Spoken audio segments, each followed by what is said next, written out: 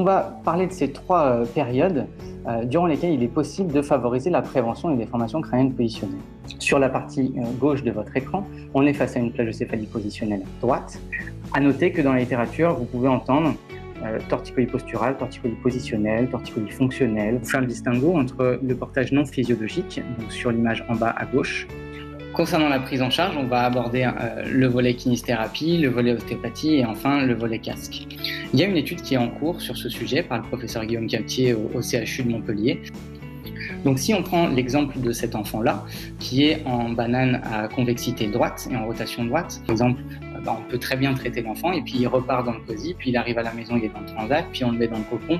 Par rapport à ça, c'est qu'en cas de doute sur la nécessité d'un casque, eh bien nous, par exemple, ostéopathe ou kinésithérapeute, il faut communiquer avec le médecin ou pédiatre référent. Et ça passe pas, est-ce que j'ai besoin d'un ostéopathe ou d'autre chose, hein, c'est valable dans tous les sens, c'est vraiment pluridisciplinaire. Pour résumer, la radio et le scanner sont des outils qui vont être diagnostiques pour permettre l'exclusion d'une craniosténose. Et puis ensuite, dans un second temps, on va mesurer la profondeur du crâne. Externe.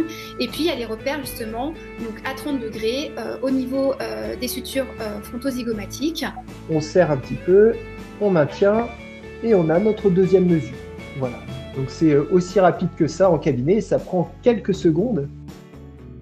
On va pouvoir mettre en place un traitement pluridisciplinaire et les premiers acteurs, ce sont les parents. On va aussi avoir un rôle d'accompagnant, d'éducateur thérapeutique auprès des parents. On peut proposer des petites alternatives comme le bébé qu'on voit en photo sur une petite serviette roulée. On lui glisserait sous le thorax avec les bras en avant pour lui permettre de faire un petit peu de plat-ventre mais de façon enroulée. Mais ça va me permettre justement, alors c'est les fameux NEM, les niveaux d'évolution motrice. Et finalement ça va nous servir à quoi? À quoi nous sert un réflexe archaïque? Par contre, vous prenez le même enfant, toujours 6 mois, toujours un CVAI à 9%. Par contre, celui-là, il n'a eu aucun suivi.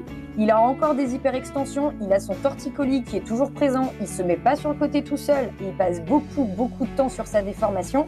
Vous allez voir que ce petit, ce n'est pas le même enfant que le premier.